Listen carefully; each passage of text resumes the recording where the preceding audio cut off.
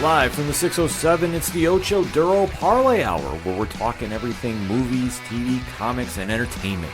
Join in the conversation on social media with the hashtag ODPH, because here we go.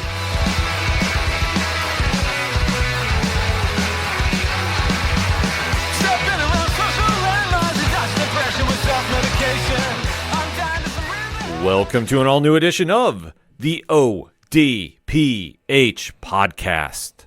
What is happening, everybody? Thank you so much for joining us this week. My name is Ken M. Joining me in studio, as always, you know him. He's the co-host. His name is Padawan J. Oh, let me talk to you. And boy, do we have a lot to talk about in the land of movies, TV, comics, and more.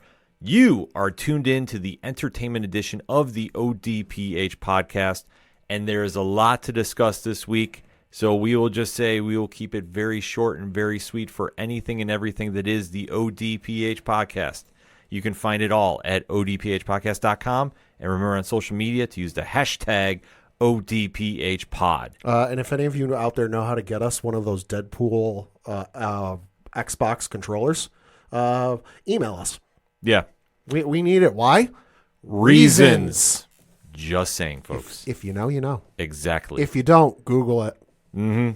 So that being said, we have a jam-packed show, and there's more news breaking as we're recording, which I actually love. Yeah. Because it always happens when we turn the mics off, the more news is breaking, but there's a lot of stuff happening right now. So let us get into the shows that we have to recap, because there's been a lot that has gone on in pop culture. Yeah. Pad, where do you want to start with? Why don't we start off with the show that, as I say, making waves, but we're going to leave that one for last. Okay. We're going to save the best for last.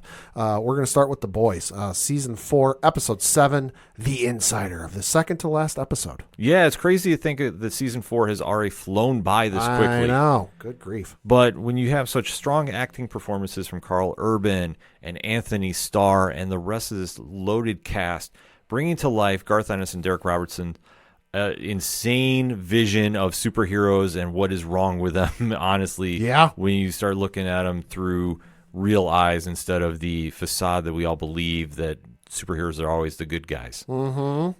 This show has really brought to life a very unique, real look at with great power comes great irresponsibility, if you will. Yeah. To quote some great comics. Yeah. And it's really lived up to the billing that we've had, and there's been so many moving parts going on with the show that going into the penultimate episode, it's anybody's guess where things are. They are setting up, though, for one hell of a final season, as has already been announced. Yep. So as Pat alluded to, we are going to be talking about Episode 7 entitled The Insider. Now, if you're new to the ODPH, first and foremost, thank you for checking us out. We really do appreciate it. Drop a review on your favorite podcatcher, because we are on quite the directories of players. Yeah, we are. So we always appreciate seeing where everybody's listening to us from.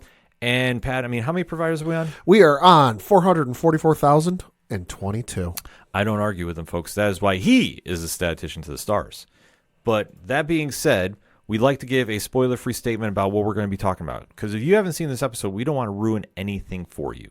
We want you to enjoy the show, or disenjoy the show, if you will. Can I use that word? Sure. Dislike the show, if you will. I'll just kind of clean up a little bit and really, go into it with your open thoughts and with that. Mm-hmm. So we give you our little predictions, and then we give you a spoiler-free countdown. And then after said countdown, it is game on, and we deep dive into the show. We hold nothing back. We talk theories. We talk what we think is going on, and we really ruin everything per se if you haven't seen the show. So you have to listen to your discretion, but this is why Pad puts in the liner notes of each show where the jump off is, and we give you that countdown. So there's no way we can spoil anything for you willingly. So that being said, Pad, give me your spoiler-free statement on The Insider. Thought it was a good episode. Really interesting, the decision and the choices they made, just from a storytelling and a plot perspective. Interested to see where it goes from here. Just because I feel like some of the stuff they set up in this episode, under normal circumstances, you would expect to be kind of resolved the next episode, which as we know, is the season finale. But I feel like given the fact that they're going into their final season, some of this stuff might not be quite resolved with this upcoming episode. I think it's setting up for some of the stuff in the next season and to really set up for that insane ending that I know we're going to get that really sends it off on top, and that we're all going to know and love and remember for years to come. But for this episode specifically, I really dug it. I thought it was a good episode. I thought they did a solid job about building up a few storylines. Yeah. However, there's a couple that I was like, this is odd timing. Yeah. And knowing that the finale is coming next week, I'm curious to see where we're going with a couple characters. And I thought they maybe took a couple missteps in this episode. Okay. That I'll get into. Okay. But overall, it's a very, very good episode once you get it back to where it all centers around for this show. Yep. It's all about Butcher. It's all about Homelander. It's a very good setup for the season finale. Yeah. So once you get into that mind frame, it's a very good episode. But like I say, there's a couple things in I'm going, Yeah. I don't want to say it was thrown in for filler, but I'm kind of curious to see where it's going to play out, knowing that we're going into the finale. Right. So that being said, Prime Video does it again. Amazon Studios has a monster hit on their hands with the show, and this episode is one to watch. Yeah. But you know what? We came to really deep dive about it. So, Pad, in 3, 2, 1, talk to me. Like I said, I thought the episode, when you think of it in terms of being this setup for this season finale, really good episode. If you just watch it on its own, might not make a whole lot of sense. And I agree with you. There's some stuff in here that I'm kind of sitting there going, not necessarily my cup of tea. Might not necessarily the flavor I like, but we'll see where this goes. But overall, I enjoyed it. I thought they did a very good job about bringing him back around Homelander and his unhinged persona now, more so than before. Yeah. And really trying to hold on to control and enforce his will, whether the people of Earth want to deal with it or not, because it's really stepping now into outside the United States. Right. And to see how Butcher is trying to beat the clock and take out all the soups and the drastic levels that he's going to is elevated another stance here. Albeit, though, when we get to the final scene involving him for this episode, I'm curious to see where this is all going to transpire. But mixed in the feel, though, they did bring back a few characters and their storyline, and I'm kind of going at this stage, why? Yeah, I agree with you. That was the only thing that really kind of... It felt rushed. Yeah, and I'm kind of going... If they'd have left this until, the first episode next season... Agreed, yes. Totally understood. Totally would have... Okay, you know what? This makes sense. We're going for one final ride, one last showdown, one final shootout at the OK Corral. Totally get it. Well, let's get the band back together one more time. One final... farewell tour, unless you're Kiss, and then you do it like 9 times. But in this instance, like, the character was gone for what, a week? Yeah. And then, oh, hey, they're back. Yeah, there was really no payoff for their storyline. Now, if it was a case of, like, the actor had a scheduling conflict and was, like, behooven and could not get out of his contract that, he could miss time for his other commitment and couldn't film this, totally understand that. But I have not heard anything to that effect. So for now, I'm just going with they decided to write the character out for a week and then bring him back, which I'm kind of sitting there going, okay, why? But like I said, if they'd have waited and done it next season, okay. Now, why did we even waste our time? Yeah, that's the one problem I had with this episode too. And then they really started this odd cliffhanger moment. Yeah. That I'm going...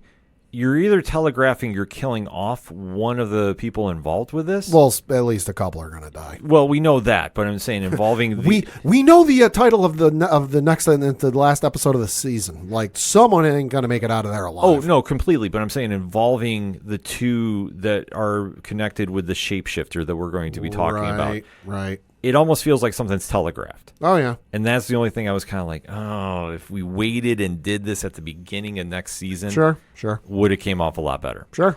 But they really wanted to get everybody their time and build in for this finale, and it all starts with Butcher once again, who bails Frenchie out of jail. So this is the character that obviously has been a little bit lost in the shuffle. Yeah. And it's nothing against Tomar Capone, who I think has done a great job. He's great. Yeah, portraying Frenchie. I just think his storyline is just out there right now. It's wash, rinse, repeat. Yeah. It's the same. He's got feelings for Kimiko. It's them developing the relationship. It's them, almost becoming a thing. It's giving me flashbacks of Clark and Lana from Smallville days. Where it's they're almost a thing. Oh, hey, this earth-shattering thing that will prevent them from being together gets in the way, and they can't be together because reasons. Yeah. And then they're going back and forth and back and forth, and it's just been the same thing. That I'm like, okay, listen, they're fine actors and actresses. Like, I got no issue with that.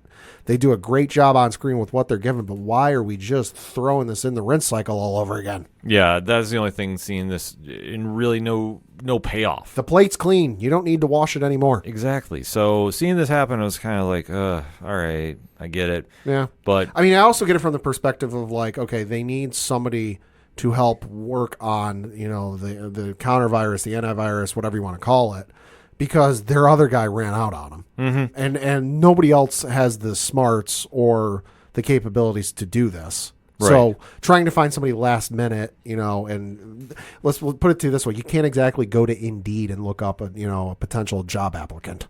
No, you can't. So you got to stick with what you know. Because with Butcher going all in about killing as many Supes as he can on the way out, and one in particular might be the breaking point for this group. Yeah. It's an interesting, complex situation that they've set up, but this is all involving Dr. Samir Shah, who Butcher has faked his death. Yep. To have him continue working on the virus that could kill Supes on this planet. Which we found out last episode. He did, but the issue is to get it to a strong enough dosage to take out Homelander would make it a basic biological weapon and kill every single Supe on the planet. And that includes Ryan. It includes Ryan. It includes Annie. Yeah, Annie. Yeah. So Huey too, probably, because he had powers at one point. At this stage, it's a factor that they're not really touching upon. But that's why I say it could be the end for the group in general, right? Because they know that Butcher is doing this, but they have not realized how broken Butcher is with the tumor that he now has because he dabbled in Gen V. Right. Well, and they find out about it in this episode, and he brings it up to them, and they're all like, "What the fuck? Like." Why? What is wrong with you? And he goes, listen, I'm not going through with it. That's why I'm telling you about this. I'm putting all my cards on the table here. He's actually, for once, trying to do the right thing by them. Well, that's the great portrayal by Butcher. Yeah. And Carl Urban has really stepped the game up about this. So they say his portrayal with Butcher has really shown how multi-layered his character is. That he understands what he wants to do, but he can't do it because at the end of the day, he actually cares about this team. Yep. And what they think, because he's really lost everything that he's known as a family. So what is also his condition is getting way worse. Because as now we know, he's seeing former friends, former lovers. He's hallucinating. Yeah, he's losing it because obviously the sickness has taken over, then the tumor is growing. So he knows time is slipping out of his grasp. It is an interesting play, though, along with Mother's Milk, who's played by Laz Alonso. Yep. Who is now wanting to get out of this group. He's taking what the doctor said seriously. Yeah, because he had a panic attack. He thought it was a heart attack. Almost killed him. The stress is breaking him, so he is trying to leave and go back to his normal life. And he gives up the leadership role of the boys, which he took from Butcher, and rightfully so. Yeah. And he does have a weird acquaintance that is saying, no, you need to stay put. And that's A-Train, played by Jesse T. Usher. Yep. And their partnership, and I mean this with air quotations, has been one of the bright spots this season. I agree, 100%. Because A-Train really went from a character that, let's face it, was a little bit of a you-know-what bag. Exactly. To now being the insider to the Seven has really elevated his stock as a character and really given Usher a lot to work with. Well, yeah, because he went from somebody that, bought into what they were selling, really, going all in, put all his chips on the table with it. Yeah. But then, the next hand of poker got dealt, and he had a not so good hand and was kind of looking and taking a survey of what was going on around him and like, hey, listen, I've if we're still talking poker here, I've still got a pretty big, pot myself. I've still got a fair amount of winnings here. I need to cash out and get out because this is not getting any better. And he is not on board with what's going on and what's coming down the road. Oh, yeah. Because he's privy to all of them. While you've got the boys and you've got, Butcher and their crew basically having a rough idea of what's going on and having a rough idea of what's going to take place and where it's going to happen. A-Train knows everything. Mm-hmm. He knows who, he knows where, he knows when, and he is not comfortable with it. And his conscience is catching up with him. Well, I think there's been a breaking point in this group, and it's seeing Homelander lose it. Yeah. And I think that he's always been unhinged. We've known Did this. he ever have it to begin with? Well, I say no. Well, he was under control during the first 2 seasons. Sure. That he was doing whatever he wanted, but he was more under Vought's control. Sure. But now, as he eloquently puts it, he can do whatever the F he wants. Yep. And when he does one of the most heinous acts and kills somebody live in front of a mob and is getting cheered for it, that's the benefit of the doubt that he's been waiting for. That was the confirmation. Yeah, that I can literally do anything and the people will love me. So what does it matter? I have no responsibility. Yep. Except to me and what I want. And what I want is total control. I want to be a dictator. I want to stand there and have everybody fear me and let me go and do whatever I want and nobody can stop me. Yeah. And A-Train sees the problem with this, and that's why he's really had this, character development. And like I say, it really gave Usher something to sink his teeth into for this season, and it's been great. And it's also given Anthony Starr something to really elevate Homelander's character. Yeah. Because now he's on a mission to find out who's been the leak, because he knows that somebody is tipping off the boys. Well, because he killed like 3 people.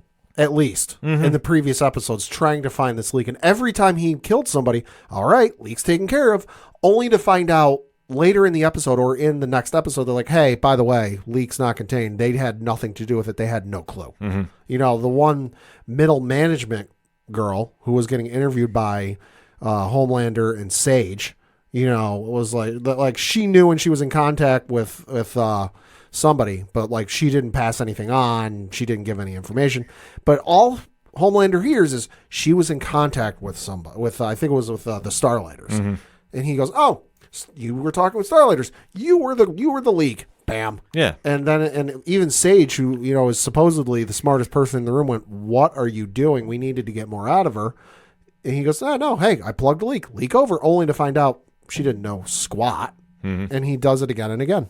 And this is another testament to Homelander's ego, that he has Sage, played by Susan Hayward, telling him, trust me, listen to the plan. Yeah. And Homelander's ego has gone so over the top that he's now pushed her away as his top advisor, and he's now listening to Firecracker, played by Valerie Curry. Right. And you're seeing now that he's surrounded by a yes person. Yeah. And well, it's not a yes person, it's yes people. Yeah. Everyone around him, whether it's through they believe him, like genuinely to the core of their being, believe him, or out of a sense of fear, are telling him what he wants to hear. And it's giving him confirmation bias of like, oh, I'm doing this. I might not be sure about it, but everyone's telling me it's the right thing to do. Yeah. And finally, when somebody says, no, this isn't right, he takes care of it. He goes, because he can't deal with being wrong. And that leads him right to Webweaver, who we know was feeding information off. Yeah, because, junkie. And like I say, his addiction problems got the worst of him here. And Homelander just picks it apart and ultimately rips him in half. This was nasty on all sorts of levels. Yeah, and I guess I'm to the point with this. We've gotten to a level on the show, like, it just feels like this season they've gone over the top of the gore. Yeah, a little bit. Like, just too much. Like, there's a time and place for it. Yeah. But it seems like it's now so extravagant. Yeah, and especially just some of the gratuity and like the shock value moments with like Webweaver getting, and I'm just going to put this in the nicest way possible, embarrassed. Yeah. Where it happened, what was it, like 3 times? Where I'm like, okay, it was funny like the first 2 times, but the third time I'm like, this seems excessive. Yeah. So, like I say, there's been a lot of that this season, which I haven't liked about it. Yeah. Because, like I say, I get it, and I understand that this is, a not so rainbow and sunshine take on superheroes, but like feels a little bit much. So we see him kill Webweaver in very vicious fashion. Yep. And then he winds up sending Black Noir and the Deep to go kill the boys. That, okay, they're going to get all the information. I want you to take them out. Those two go right to the headquarters of the boys. Which leads me to wonder, did Homelander know and tell them? And if not, how the fuck did they figure this out? But back to the first part, if Homelander knew and they told them, why the fuck did he not do anything sooner? Because his ego was not buying into it. Okay. See, the whole thing about him this whole season, primarily, his ego has clouded his vision. Oh, sure. But at the same token, though, if he knew where their headquarters was and so chose, could have flown through there fast enough that the whole building was disintegrated in an instant, they would have been able to do nothing about it. And he could have just spun it as, oh, hey, earthquake. But he doesn't want to get his hands dirty. True. Like, there's a time and place for him when he wants to do things. True. And if you notice, he doesn't really do any big spectacles with his powers. Usually not, yeah. Right. And especially, too, because we knew when he did that spectacle and he was acquitted from his charges. Mm-hmm. I think that he understands if he's in the public eye in that manner, that he's going to lose the public. Yeah. And he can't handle that. Yeah, there might be some part, you might be right, there might be some part of him that knows I can't push the envelope too far because eventually that envelope is going to break and I'm going to start losing support. Yeah.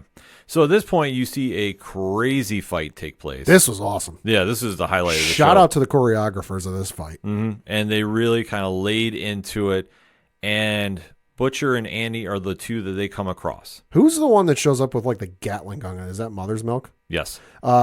Dear Internet, can you please insert the guitar solo in Freebird when that starts? I need to see that on the internet. Yeah, that's the only thing missing from that scene. Yeah, he comes in, and so does A-Train, who winds up helping them. Yeah, who outs himself as the leak. Yeah, so he understands what the importance of Butcher is, and Annie, too, to what they're trying to do, because he knows if Homelander succeeds in his plan, like, the world is done. Yep.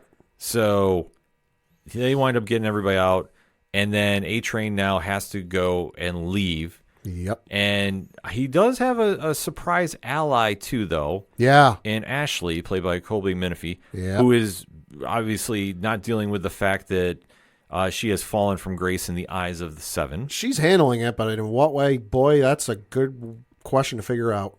She's handling it in a couple different ways. Mm-hmm. So the minute that she's now working with him, that she says, you got to get rid of the chip in your head so he can't find you, you need to go. She's aware of what he's doing, but she hasn't necessarily been a participant in anything. She's just like, oh, hey, it's guilt by association. Because they're both. I forget what the legal term is for like accomplice. Yeah. So she just is helping him to get away and go because Homelander is going to lose it. And lose it he does. Yes, he does. Because he comes back.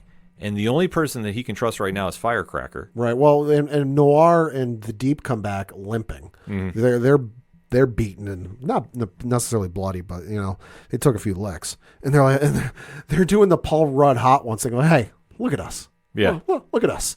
And that's what Homelander finds out A-Train's the leak, and he's like, what the fuck? I trusted this guy. Mm-hmm. And then he starts interrogating. And he finds out that Sage knew about it. Mm-hmm.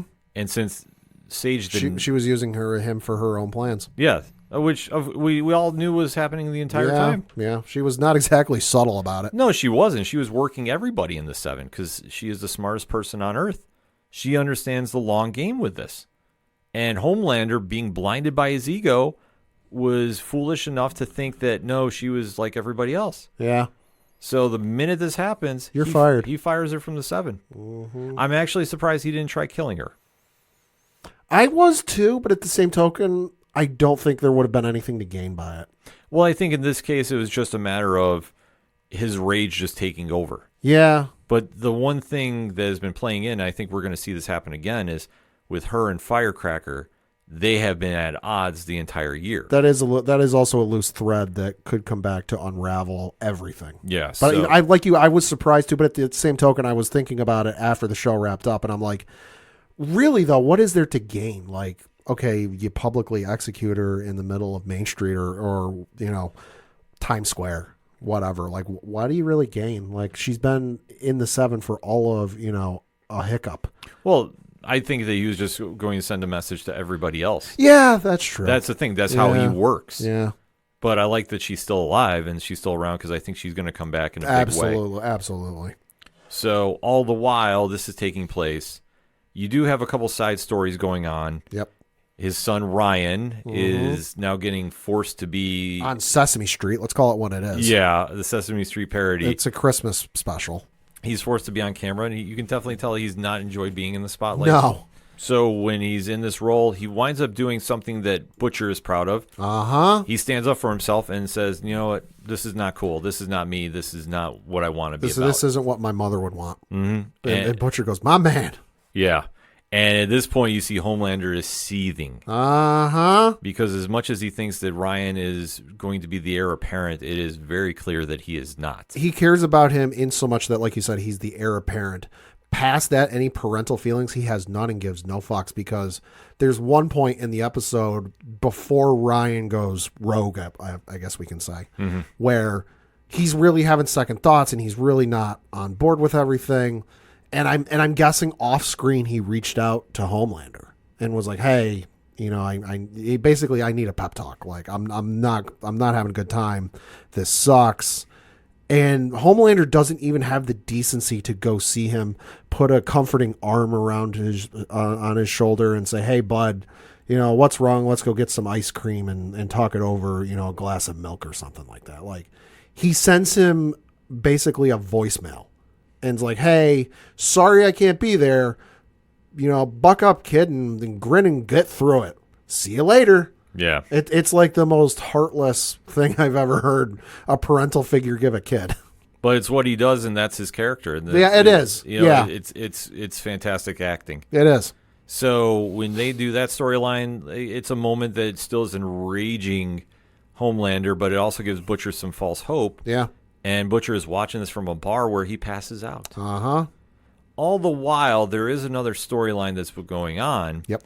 And that is the boys knew about a assassination plan on Singer, who is the president-elect. Yeah, who is the president-elect, to Victoria Newman, who is working with Homelander. Yep, because the idea is the president will get assassinated, and then the Victoria Newman, who is the vice president, will step in and become the president. She's a soup, so all of a sudden it is a very soup-friendly agenda. Mm-hmm. So and as we should note, with prior episodes that they've alluded to, but I don't think they've outright said anything. But President-elect Singer, not exactly pro soup. No, not by any stretch. They haven't outright said it, but just if you've paid attention to the stuff that's been said at the meeting a couple episodes ago with all the bigwigs and all the rich people, some of the stuff in the news broadcasts, it's very anti-soup. Yes. So this is now a plan the boys are onto.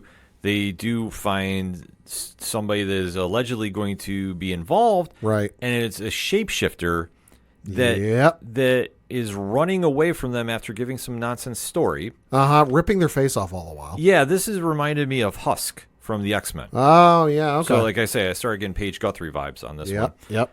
So we do see the boys lose the shapeshifter. And there's a throwaway moment that happens later where a fan comes up to talk to Annie and connects there.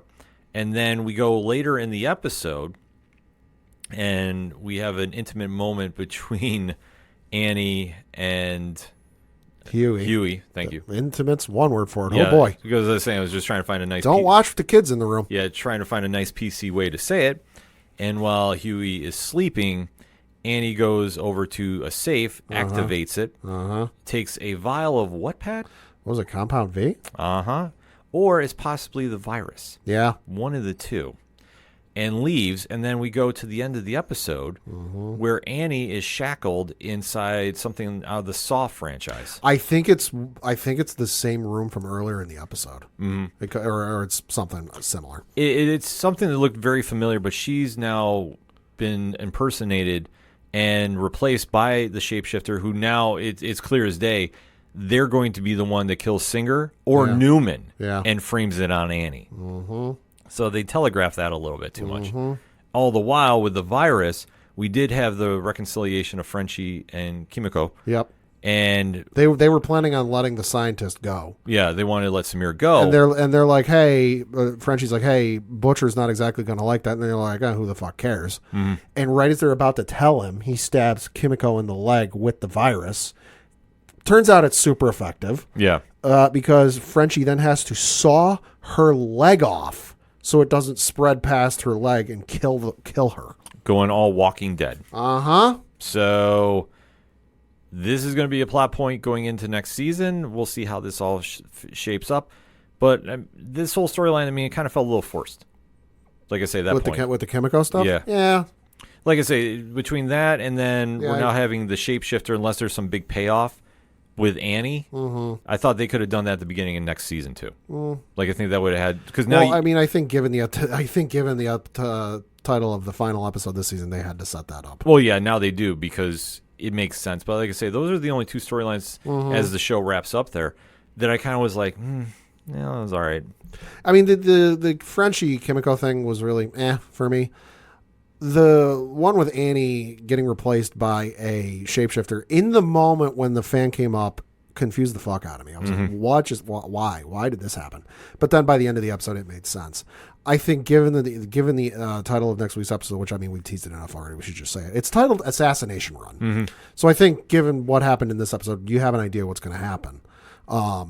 Made sense why I know it was confusing, and I know some people, yourself included, felt it might have been forced. Given the fact that next week's episode is literally titled Assassination Run, kind of makes sense in that instance. Well, there's a couple different ways they can go with it, but I think the shapeshifter is going to be involved. Oh, yeah, absolutely. And we know some people are going to be getting killed off. Yep. It's the boys, so it has to happen.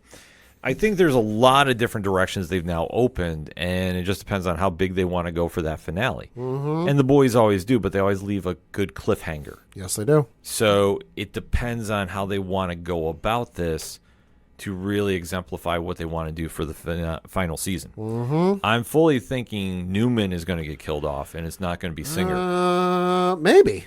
I just think they'll throw that curveball in, especially when Huey was trying to have the talk with her. I think it could possibly be Singer and Newman are killed, but although not deliberately so. Mm-hmm. And I think that you might see another member of the Seven go. Okay. I'm just not sure who. I mean, it could be A-Train. It would make sense. I think he's done with the show at this point. Right. Because he left town and was not seen. So given the fact that he knows he's public enemy number one or number whatever with Homelander, there's no way he's popping his head up in public ever again. Right. But I think now that the virus is in play, you're going to see something happen. Could be. And just to what degree is very unknown, and especially with Butcher and his condition, because now that he's passed out on some bar. Yeah. Who finds him? Yeah, that's true. What happens there? There's a lot of elements going on, and it's going to be one heck of a finale to watch. Final thoughts, Pat? Love the episode. Thought it was in terms of being a good setup for the season finale because this episode is going to be nuts. It's going to be insane. And it's going to suck because we know we're getting another season. We don't know when. So, but I'm willing to bet it's not going to be this year because I don't think they filmed both back to back. So it's going to be a little bit of a wait. That's going to suck, but it's going to be an incredible finale. This episode did what it needed to do and push the major storylines. There was a couple extra ones thrown in that I personally was like, all right, I get it. Not really in love with. But for getting to where we need to go, I fully think they did the right things with Butcher's storyline and Homelander's. And Butcher, getting the title role of the leader of the boys back, that is the tipping point that is going to lead into where we are going for season 5.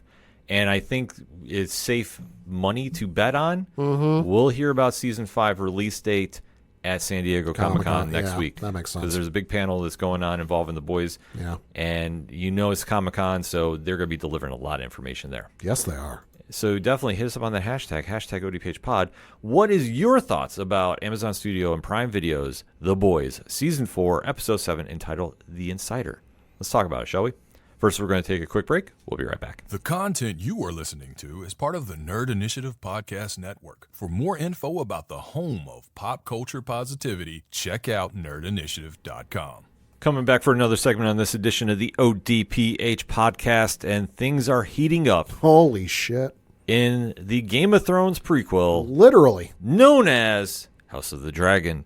Season 2 has really picked up the pace and given a lot of different storylines a big spotlight. And where we're heading now, Pad, is the road to war. And with 3 episodes left, there's going to be a lot to process. There'll be a lot of hell to pay, that's for sure. Because the body count is rising between House Hightower and House Targaryen. And there's so many families now getting involved. That's why I have to pause a little bit because it's a lot of families. It's going to be, it's a battle for the throne. So there's going to be a lot of houses involved. And who will be the one sitting on the top prize at the end of the day is what we come here to see. So like the first segment, we're going to give you our spoiler-free statement on events and then go deep diving after that countdown. So Pat, episode 5 entitled Regent. I thought it was a good episode. After last week's episode and kind of the insanity with that, I had a little bit of high expectations, and it came close to meeting and exceeding those expectations. Didn't quite get there, though, but overall, good episode. I thought they delivered on a few things. We needed to know about what was going to happen on with the fallen royalty from the previous episode.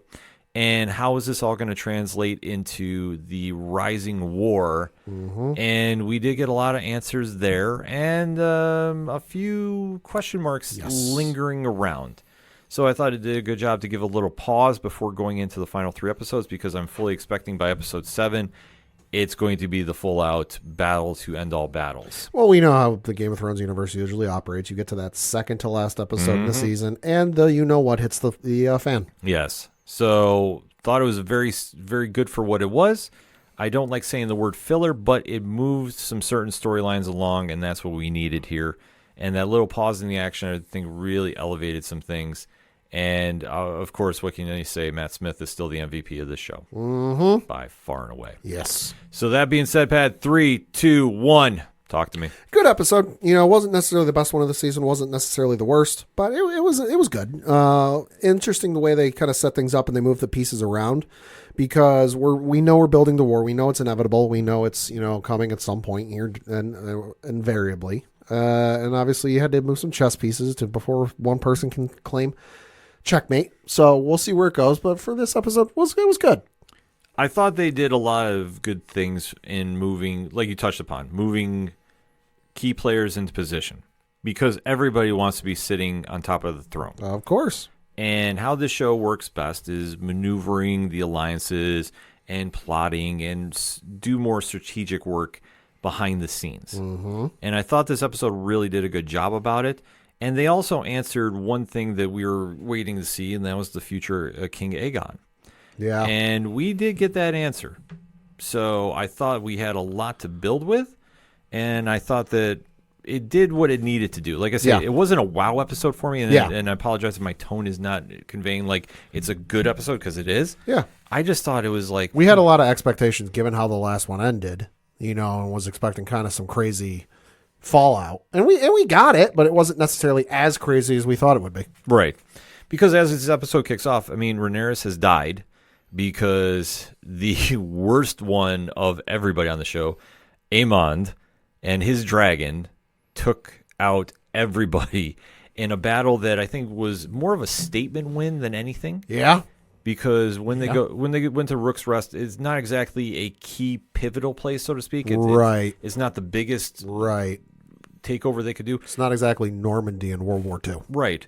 But I think Aemond, who had been embarrassed for what has been going on and where he was caught by King Aegon, really wanted to say, I am a force to be reckoned with. The throne should be mine. Because everyone's doubting him. So taking out Rhaenyra, it was a big deal. And we see a lot of people that were close to her mourning. Yeah. And we see that House Hightower is taking a victory lap with this.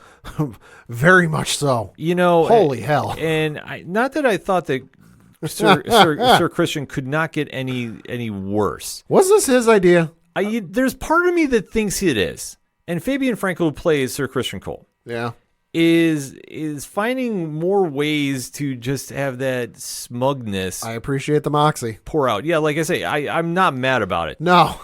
But the fact that he comes running through King's Landing. Not even running, prancing. Yeah. He's like a fucking pompadour. Or something, just its tail sticking up in the air like, yo, look at this guy. Yeah. Look at what we did. Yeah, because he comes in with Rhaenyra's fallen dragon's head. Just the head.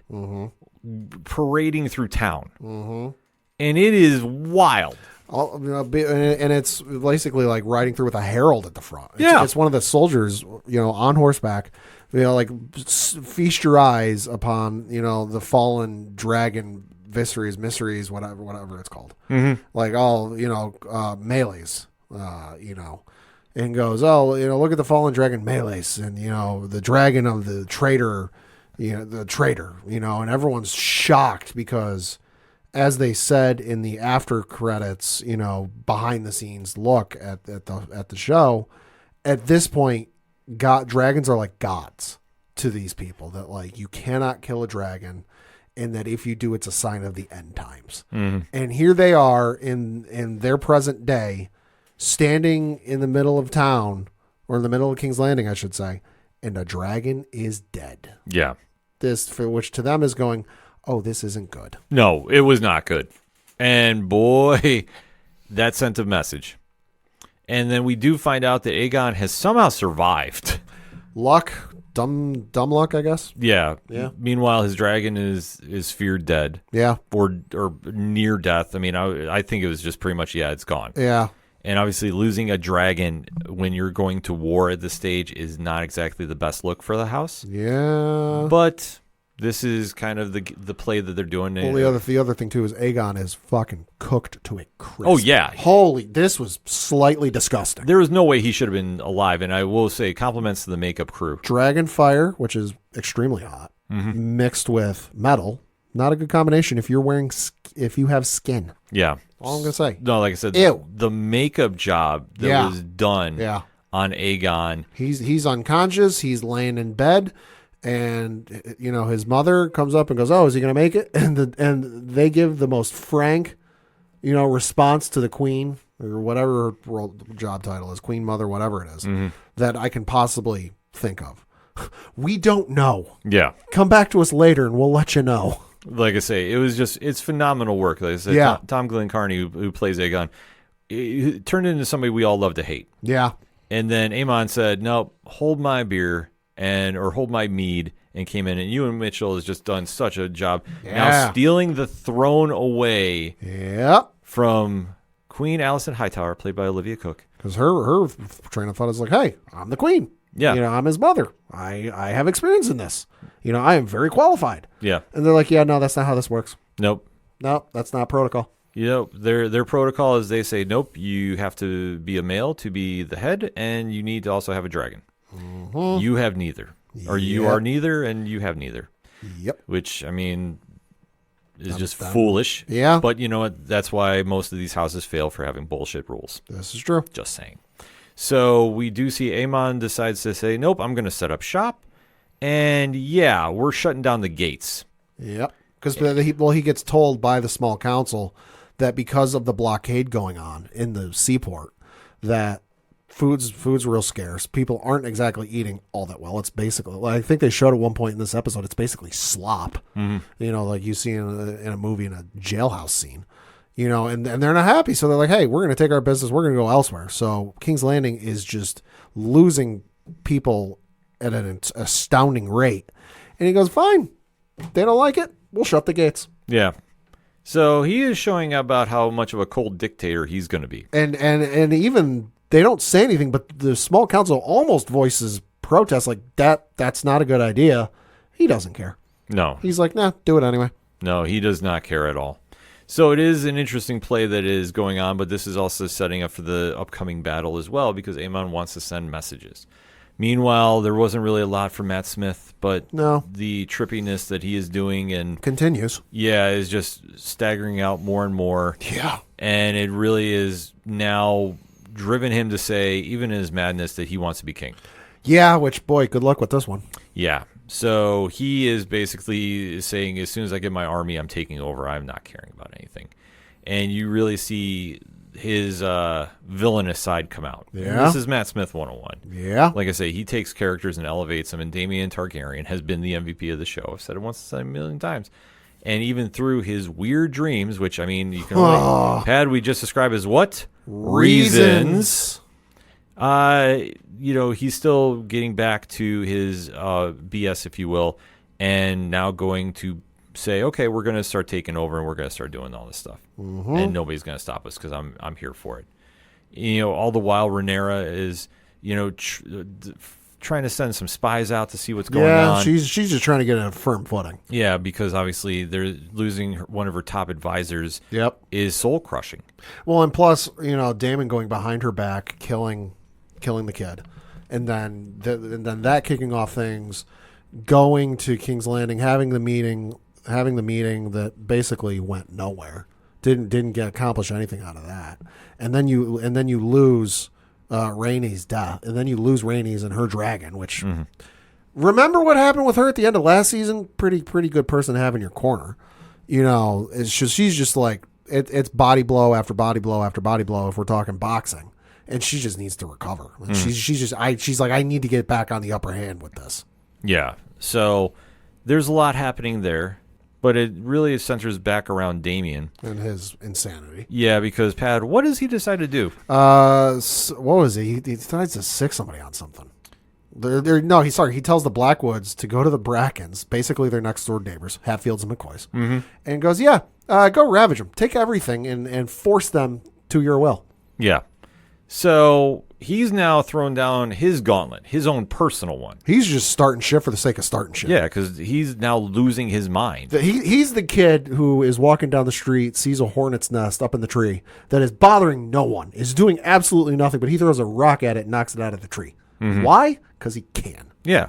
And it's causing some criticism from some of his closest advisors here. Yeah. If you can call Alice one. Yeah. Which, that's still been a weird relationship. Listen, he gets visited in the middle of the night, I think at some point in this episode, and he's basically like, why are they doing this? What is going on? Why are they bothering me? It's the middle of the night. I'm the king. And I'm like, dude, have you seen what you've been doing the last 24 hours? Yeah. None of this is normal. No. And so they call him out on it, and he's like, tough.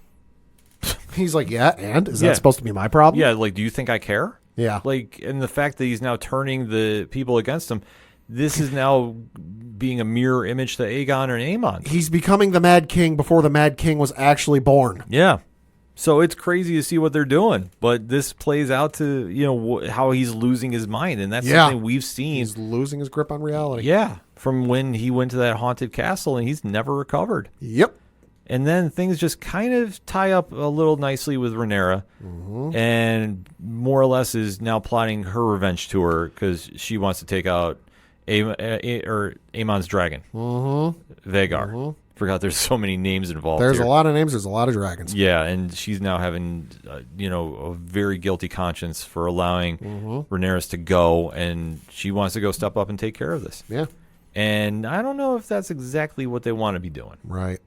And then pretty much that sums it up. What do you think of the plan Jace comes up with at the end of the Rhaenyra's kid? Oh, I forgot. What do you think of his plan at the end of the episode where basically he goes off on his own, tries to recruit he tries to recruit the Frey's allegiance, basically, and it doesn't totally work out, so they're still looking for people because at this point I think they're still waiting on Daemon to show up with the army, and that I think they know at this point it's not going to happen. What do you think of his plan though, where basically he says, hey, we're at our home, we've got the entire family history here going all the way back, why don't we look at the family tree, look for other, because they need dragons. Dragons are going to be what wins or loses this war. We need more riders, but you need people of Valyrian descent to be able to ride those dragons. Why don't we look through our family tree and see if we can find some folks who are of Valyrian descent, but they're not necessarily a Targaryen, but they still have that, I guess, gene, for lack of a better term. What do you think of that? I think that was a smart play. It's a bold strategy. It's a bold move, though. We'll see if it plays out for him. Because usually the family that's there, that's the ones that they like to keep very close to the vest. And letting outsiders in and then saying, hey, we're doing this so we can rule a kingdom. Yeah. That usually causes problems. Well, and plus we saw with the preview for next week's episode, doesn't exactly look like it's a surefire thing. Right. Looks like it might backfire. But this is where they go grasping for straws, and this is where the strategy comes in. So I apologize. I did forget about Jace. Thank you for bringing that up. Yeah. But that goes to show like how much they're scrambling now, and it's very cool to see. Like I say, there's a lot of build. Yeah. And I liked where they're going with it. and especially with 3 episodes left, and we all know, being longtime Game of Thrones fans, Yeah. when you have that penultimate episode, that's when stuff hits the fan. Yep. Like, that is the episode any Game of Thrones fans really go in on. It has their circled on their calendar. Yeah, so I thought they did a very solid job about the setup, and I think we got a lot of direction to go with. And if Aegon wakes up and rides a dragon into this mess, I'm just going to be like, okay. Great. I'm expecting him by probably the end of the season to be dead by mysterious circumstances. Yeah, I have to agree with you. I don't think he's making it. No. Final thoughts, Pat? Good episode, good setup for the final couple episodes. Not necessarily the most action-packed episode, but it was still good. Yeah, I have to agree with you. I mean, this is a lot of setup, but they did move things in the right direction, and we'll have to kind of see where everything plays out.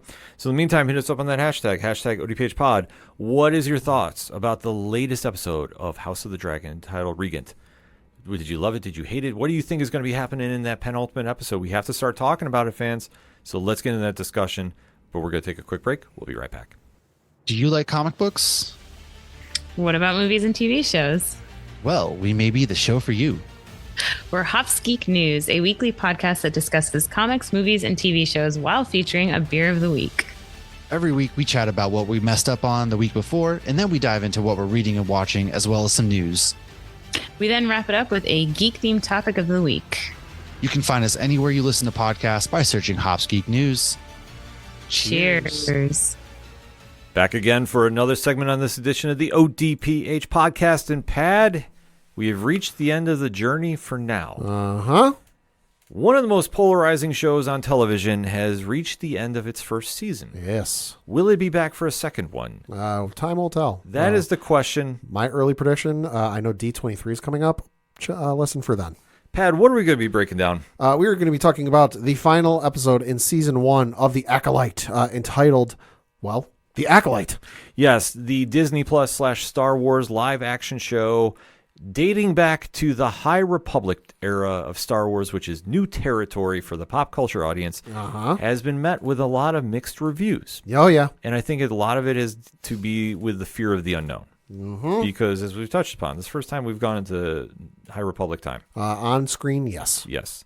But Mandela Stenberg, who's played Osha and May, the twins surrounding the controversy of the assassin who's going around taking out some Jedis for mysterious reasons, has now led into a showdown of epic proportions because of a little bit of switcheroo. One that was training to be a Sith is now with Master Soul, played by Li Zhangzhe, and Osha, who was the reluctant pupil of Soul, has now been under the tutelage of Quimir, yep. Quimir, played by Manny Jacinto. So that being said, a lot of moving parts are going into this finale. A lot of puppetry going on here. So we definitely have to go dive into it. So Pad, spoiler-free statement time on the finale. Good episode. Felt it could have been a little bit longer, and it would have improved it a lot. I know it was 45, 46 minutes, 40 if you take out the 5-6 minutes for credits and all the stuff at the end. But I feel like it really could have used a couple more minutes. It was good. The action sequences were really good. Some of the stuff with the plot and setting it up for a potential second season really had me interested. And boy, there's one moment in this that I had my jaw on the floor. And I know I had a lot of Star Wars fans' jaws on the floor because, whoa boy. But in terms of the episode itself, it was good. It was solid. It didn't necessarily blow, there were moments that blew me away, but I didn't get to the end of it going, holy cow, that was, the best episode of the season. There were better, but it was still a very good episode. I have to agree with you. This needed to be longer. A little bit longer, yeah. Go a solid hour. I'll make this a bold statement here, too. I think that if you got rid of choice, okay, the last week's episode, yep, didn't do it and made this into a two-parter, sure, it would have been a way better finale. Yes. Completely. Agreed. I think that they really were time constrained for whatever reason. Which makes no sense because it's not traditional broadcast television. Exactly. You can do as long as you need. Exactly. I don't understand that because I felt that they rushed a lot of things here. Agreed. And I think that if you let the story expand and gave it the time to grow, yeah, you would have won over more fans. I feel this is a good episode and a good finale. Yep. It could have been great, Yeah. but a lot was left on the floor. Like we talk about leaving money on the table. I think a lot of money was left on the table. Absolutely. And I understand if they're trying to go for season 2, sure. Which I think D23, the Disney convention's coming up.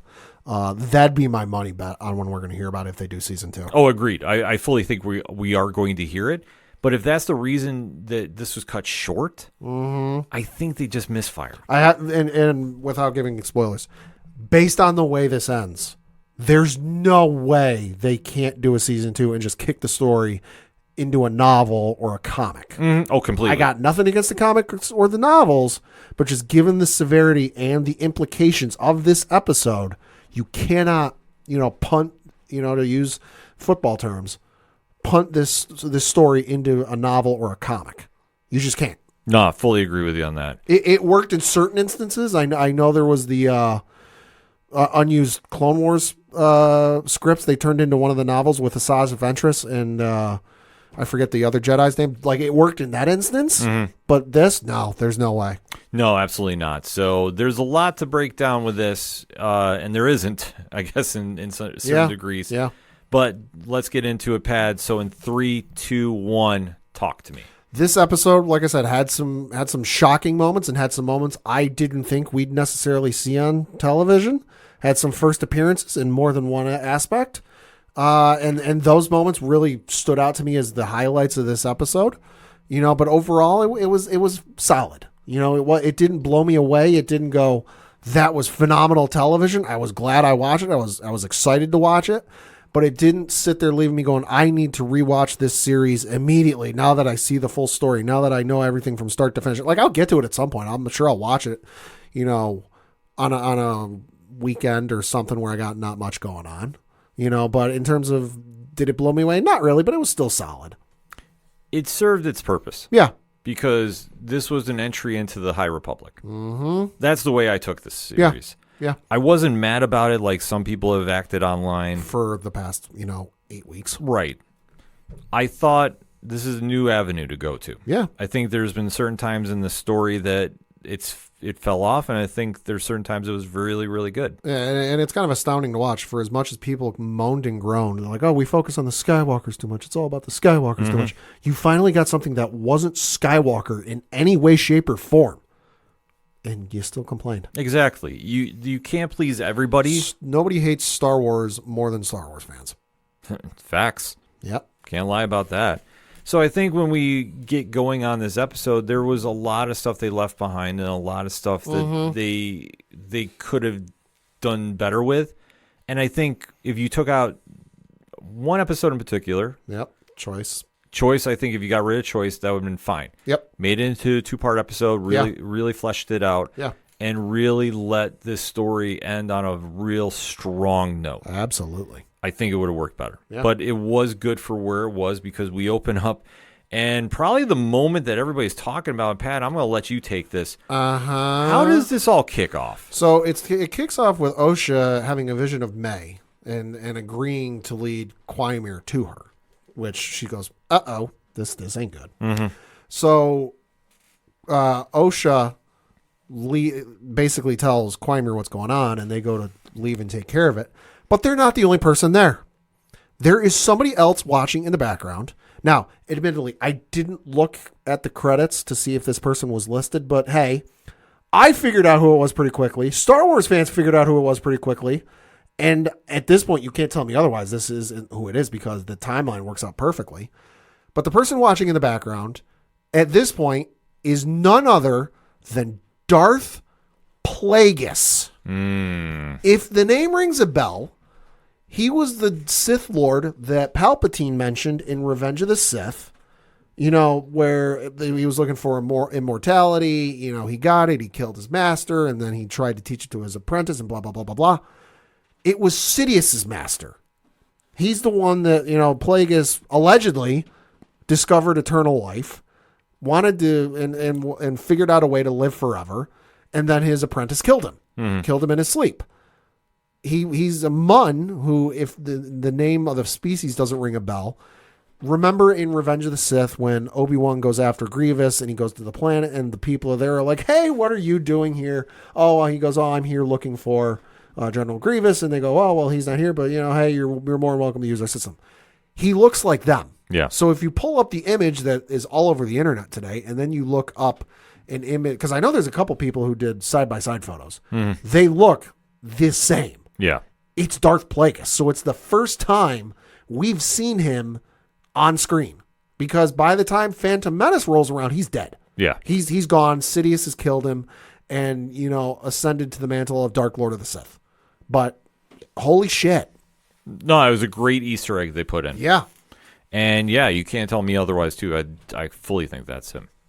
So we do get that very cool moment, and then everything kind of separates a little bit because Sol goes with May to Brendok, and they're joined by Quymir and Osha. In the ruins of the Fortress of the Witches. So we're back to where it all began. Of course.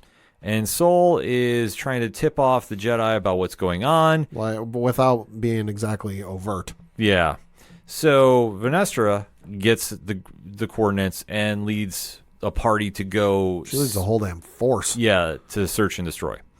Because there's no other way around it. At this point, there's like how many Jedi dead because of this whole situation? Like, she needs to put the kibosh on this ASAP. Mm-hmm. So now we get this amazing fight sequence going on between Sol and Quymir. This was great. Yeah, I will say this: if anybody is complaining about the fighting in the show, you really need to get some clearance. Yeah. Because there's nothing to complain about. It's awesome. No, this has been the strongest point of the show has been the fight choreography. Right. No question about it. And we get another amazing fight sequence going on with Quymir splitting his saber up and making it into a boomerang. Well, he splits it in two. Yeah. All of a sudden, he's dual wielding. Yeah. What the hell? It's insane. And we do get, like I say, we get this great fighting back and forth. Yep. Even Sol does a little bit of Matrix moves. Yeah, got that vibe off of which it. I'm not mad about. I was not mad. Took me out for a brief second, but I'm like, oh, okay, Force. It makes sense. Yeah, you got to let it go because I really want to exemplify about how the Force is involved here. Yeah. So it made sense on that front. So all the while, you're seeing Osha and May are having a confrontation. Mm-hmm. May winds up disarming Sol. Right. But says, no, I'm not going to let you, you die just yet, but I want you to say everything you did to the Jedi. Well, and the interesting thing is there's a conversation May has with Osha before May confronts Sol, and the roles have flipped. Where before, May was the one who's like, screw the Jedi, they deserve to die. Yeah. And Osha's like, no, like, they didn't do anything wrong. You're just being presented with the wrong set of facts.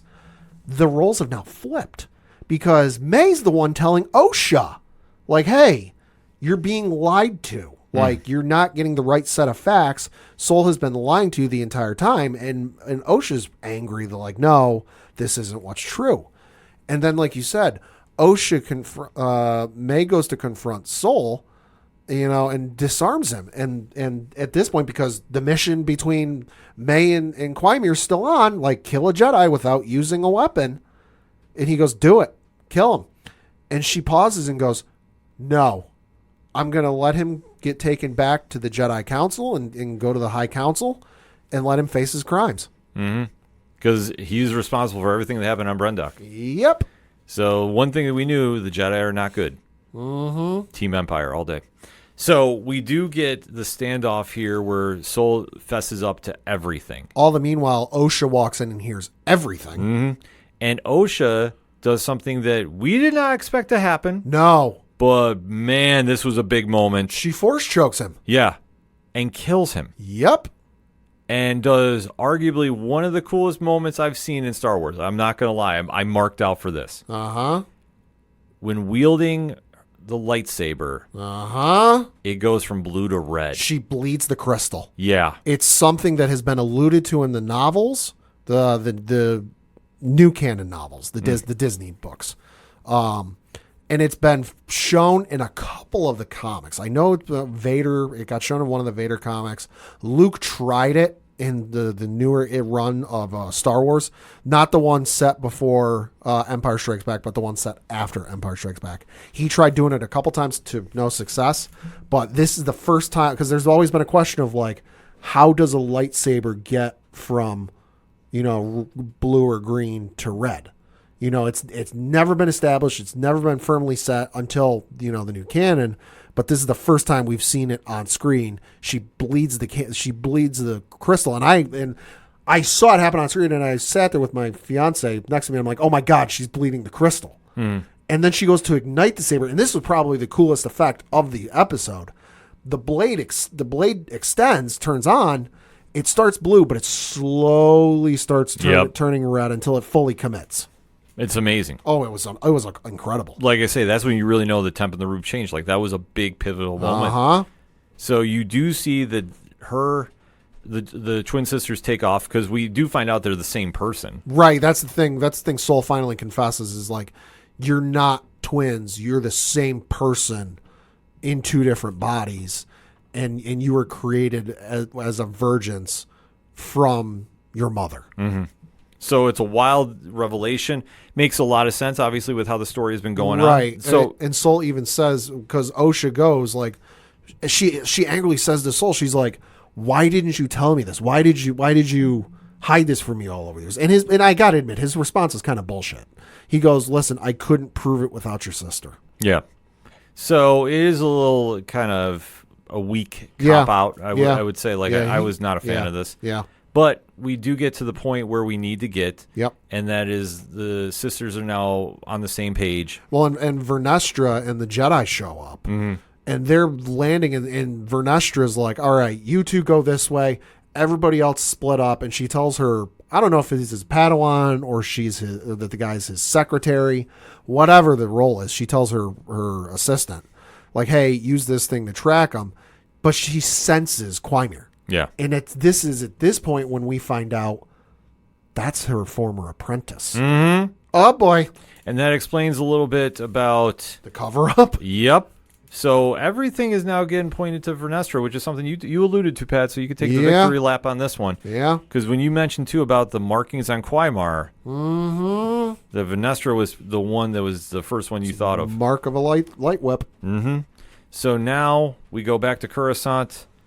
Well, first, before we get back to Coruscant, this Osha and May have one final meeting between each other where that's right, where Osha is going to leave with Quimir, and May's going to go off on her own thing and do whatever she wants, because she doesn't trust Quimir, she doesn't trust the Jedi, but they both know that the Jedi are going to track her down and use her to find Osha, and this is at this point when Quimir shows up, and he basically says, listen, if I found you this easily, they can find you this easily. We need to get out. And they bring up the whole, well, they're going to track me down to find me. And this is when Quimir says, well, we do have one possible avenue. I can wipe your mind of, any interactions or any memories we had together. Yeah. And they won't be able to know because you won't remember. And off screen, they agree because, they get off planet, they go back to Coruscant, and Vernestra is confronting Osha. Or no, before that, the other Jedi find May, and they're like, hey, if you got any weapons, put them down. You're arrested for murder. And she basically, like in a confused manner, puts her hands up and goes, what do you mean? What did I do? And then when she gets back to Coruscant, she's questioned by Vernestra. The last thing she remembers is from when she was 8 years old. Yeah. So it's a big moment that goes down.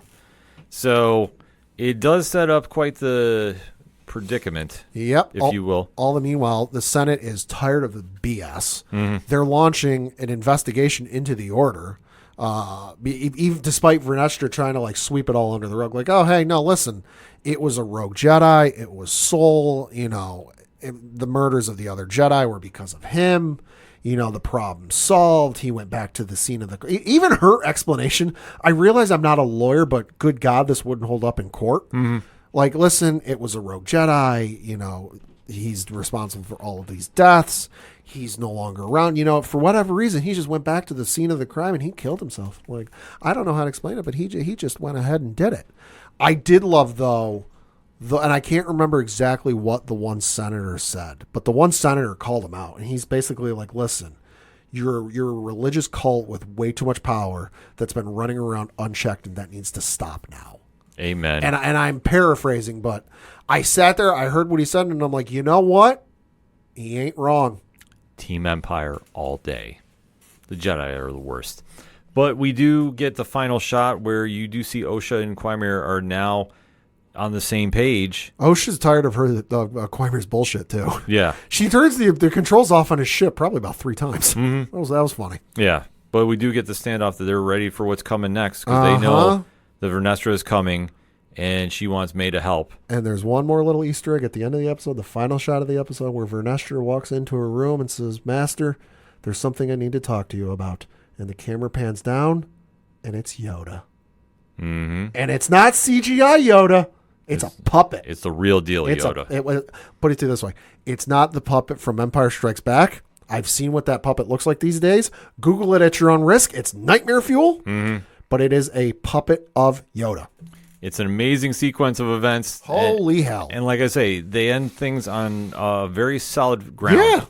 It's a good setup for season 2 if they so choose to go that way. And I hope they do, because between Plagueis being the one pulling the strings in the background the whole time, what his goals are, who the hell knows?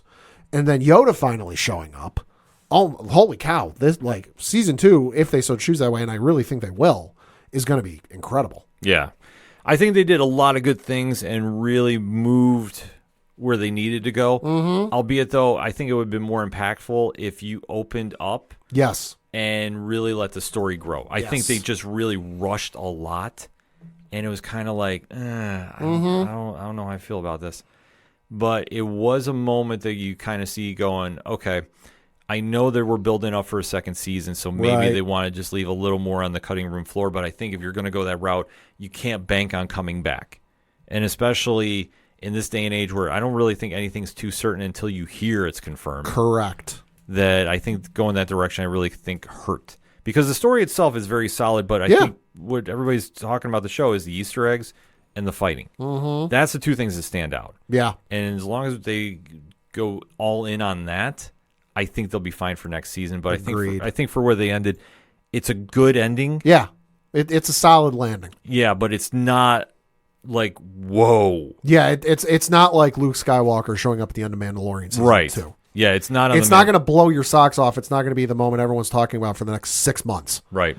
But for Star Wars fans, who have read the old Plagueis novel from, I think it was James Luceno, or just been a fan of the movies for a while, finally seeing Plagueis on screen is a moment, and seeing the Kyber crystal get bled is a moment for more diehard Star Wars fans than the casual. But still, it had its moments, and it was a solid landing, but it's not going to be like in, say, the top 10 episodes of Star Wars TV ever. Yeah. But there's going to be a lot of online talk, especially leading into D23. Yeah. But we can definitely have those conversations ahead of time. Pat, final thoughts on this? Good episode and good season. I really do hope they come back for a second season, because I feel like there's more to it. We're 100+ years before the events of Phantom Menace. A lot can happen in those times. We could come back for a couple seasons and do a time jump, and we're seeing a young Palpatine. Mm-hmm. Who knows what we could see? There's a lot of potential. There's a lot of potential, and like we say, there's a lot of time to grow, especially going into D23. The conversations are going to start heating up. Yeah. So let's talk about it, shall we? Hit us up on that hashtag ODPH pod. What is your thoughts about the season finale of The Acolyte? Note I said season, not series. I fully think we're coming back for a season 2. I thought it ended on a very solid ground moment, but I think there's a lot of room they could have grown and done a little better job with. But that's just my opinion. We want to hear yours. Hit us up. Let us know. We're going to take our final break. We'll be right back. Hey, this is Scott Snyder, and you better listen to the ODPH podcast, or I'm coming for you, and Batman is coming for you. Coming back for the final segment on the entertainment edition of the ODPH podcast. Pad, what you got? Got a couple things to talk about, the first of which is the breaking news we alluded to. And this is according to an article from Deadline.com, and that is the Russo brothers, Anthony and Joe, are going to make their return to Marvel, specifically the upcoming Avengers sequels. About time. So, reading from the article on Deadline.com, it reads, and I quote, as they get put the final touches on their big Hall H presentation for next week's Comic-Con, Marvel Studios looks to have already made plans to bring back its all-time grossing directing duo in a big way. Sources tell Deadline. Joe and Anthony Russo are being brought into the fold at Marvel studios on various fronts, with one of their first big priorities being the upcoming Avengers sequels at the studio. Talks for the pair to direct those films are still in early stages, but the plan would be for them to be involved in both films. Marvel had no comment, close quote. So, after a little bit of a tenuous period with various directors getting attached, dates getting moved, the Russo brothers are allegedly, and nothing's confirmed until it's announced by the fine folks at Marvel, are allegedly coming back. And of course, if you remember back a couple years ago, the Russo brothers did say they would come back for one specific story. Mm-hmm. What story was that? Secret Wars, baby. Uh-huh. And the Jonathan Hickman version, too. Yes. We're not getting Disco Beyonder. I'm just unfortunately. Well, you know what? They still might sneak him in. Could be. They still might. But if you haven't read Secret Wars, oh, man. Yeah. I am fully geeking for this. And it makes the most sense, too. I mean, yeah. I think that's been the play since day one. Just how they're going to do this, I don't know. Yeah. But I'm all in about this. Absolutely. Then sticking with Marvel, we did get a trailer for the upcoming Captain America Brave New World movie. Hit in theaters February 14th, 2025. Oh my God, is it February 14th yet? This trailer looked incredible. Amazing. A lot of Winter Soldier vibes. Yeah, and that's what they need to do. Yeah. I mean, I think for all of this, you really want to have Sam Wilson, who's played by Anthony Mackie, really show off why Sam Wilson is one of the best Captain Americas of all time. Mm-hmm. And the vibe here is Winter Soldier-esque. It's espionage. It's political and to a degree, with Harrison Ford playing General Thaddeus Ross, a.k.a. Red Hulk. I mean, it's out there, so I can't even say spoiler about that. Yep. And to see Thunderbolt Ross in this, I mean, is one thing. He's the major villain per se, but I don't think he is. Maybe. I think they're going to be taking a stretch. I think it might be Hate Monger. Ooh. I really think there's a mysterious person in this trailer too with a hat on that's spoken for a brief bit, and it sounds like the voice is distorted. I have a feeling it's him. Could be. And I know the question, Pat. I want to get your take on this right now as we stand. Okay. Giancarlo Esposito, featuring this very prominently, featured with a machine gun. Who do you think he's playing? I don't know, but I think everyone that's guessed is entirely wrong. See, because I know that's what Esposito said. That listen, I haven't seen a correct guess yet. I'm going to go with Giancarlo on this one. I don't think he's doing a J.J. Abrams pull the wool over the eyes we're not doing Khan. And it actually was Khan. I think Giancarlo Esposito is being 100% honest with us. I don't think anybody's got it right yet. I don't think we know. I have two guesses. Okay. One, I think it's Henry Peter Gyrick. Okay. From most notably now X-Men 97. Right. But if you know the history with the Avengers and Cap, Gyrick is a government liaison who is not exactly friendly towards superheroes. Sure. Which, given what's happened the last 10 years or so in that universe, yeah, that makes sense. The other one, and I'm now starting to think about this, I don't think it's G.W. Bridge. Albeit, though, if it is, I'm going to be completely fine with that. I think he'd be great with that. I think it might be Nomad. I think it might be Jack Monroe. I mean, it would make sense for it to be somebody who is not exactly superhero inclined. You think back to the Battle of New York. You think back to what happened in Washington, D.C. During Winter Soldier. You think back to what happened in not necessarily Infinity War. Not much happened that really bothered them there. But then you think back to Endgame and everything that happened with that. Yeah, I can imagine how that person would not be a fan of superheroes and the logistical nightmare they bring on. Oh, completely. But I think this trailer hits on all points. Yeah. Then we got to talk another trailer for a show that is coming to Netflix on August 29th, and that is the anime Terminator Zero. Yes. From the folks over at Production IG, who worked on a couple of the Star Wars Visions special. Most recently, though, worked on Kaiju number 8 on Crunchyroll. If you have not seen that show, by the way, check that out. But this one is starring Timothy Oliphant, Rosario Dawson, Sonoya Mizuno, Andre Holland, and Ann Dowd.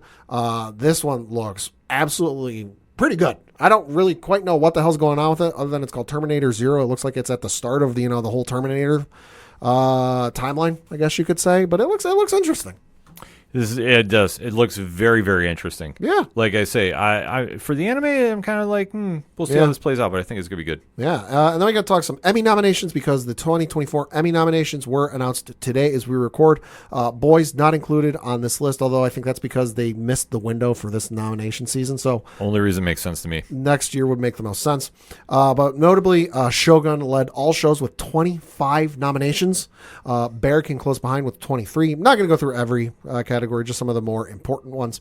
The nominees for Best Drama Series: The Crown from Netflix, Fallout from Prime Video, The Gilded Age from Max, The Morning Show from Apple TV Plus, Mr. and Mrs. Smith from Prime Video, Shogun from FX, Slow Horses from Apple TV Plus, and Three Body Problems from Netflix. For comedy series, you've got Abbott Elementary, The Bear, Curb Your Enthusiasm, Hacks, Only Murders in the Building, Palm Royale, Reservation Dogs, and What We Do in the Shadows.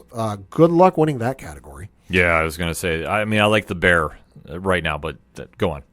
Limited or anthology series, you've got Baby Reindeer, Fargo, Lessons in Chemistry, Ripley, and True Detective Night Country. Also a very loaded lineup there. For lead actor in a drama series, you've got Idris Elba from Hijack, Donald Glover from Mr. and Mrs. Smith, Walter Goggins from Fallout, Gary Oldman from Slow Horses, Hiroyuki Sanada from Shogun, and Dominic West from The Crown. Lead actress in a drama series, Jennifer Aniston from The Morning Show, Carrie Coon from The Gilded Age, Maya Erskine from Mr. and Mrs. Smith, Anna Sawai from Shogun, Imelda Staunton from The Crown, Reese Witherspoon from The Morning Show. Only one I don't agree with in that category, Imelda Staunton from The Crown. She did a good job, don't get me wrong. She played a very good queen, in the early, mid 2000s, but was barely in the final season. Because it was such a focus on Diana, which, and that whole scenario especially with Harry and Kate. Like, not really a thing. Lead actor in a comedy series, Matt Berry from What We Do in the Shadows, Larry David, Curb Your Enthusiasm, Steve Martin from Only Murders in the Building, Martin Short from Only Murders in the Building, Jeremy Allen White from The Bear, and DeFaro Woon Atai from Reservation Dogs.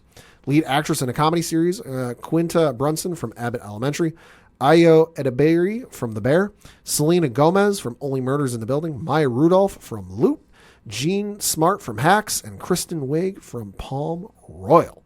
A lot of other categories, so definitely you can check out there's articles, Variety, Deadline, everything, but some interesting stuff going on there. Very interesting stuff. Yeah. Like I say, I'm a big fan of The Bear, so I'm kind of rooting for everybody there.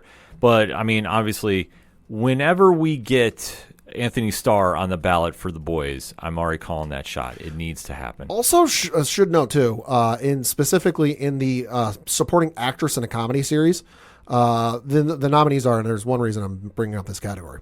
You've got Liza Colin-Sayas from The Bear, Hannah Einbender from Hacks, Janelle James from Abbott Elementary, Cheryl Lee Ralph from Abbott Elementary, Meryl Streep from Only Murders in the Building, and from Palm Royal, Carol Burnett. Oh, let's go. At 91 years old, becoming the oldest nominated actress in a category in the Emmys. Let's go. Good for Carol. Hell yeah. Go Carol. All about Go that. Meryl Streep as well. Like, unless you can't root against Meryl Streep. True, but when it's Carol Burnett. Carol Burnett. Like, let's be honest. Yeah. Should also note, too, certain show we're fans of got nominated in the Outstanding Animated Program. It's got tough competition, though.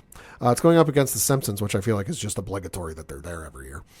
Scavengers Reign, Bob's Burgers, and Blue Eye Samurai. Ooh, don't doubt Blue Eyed Samurai. Yeah.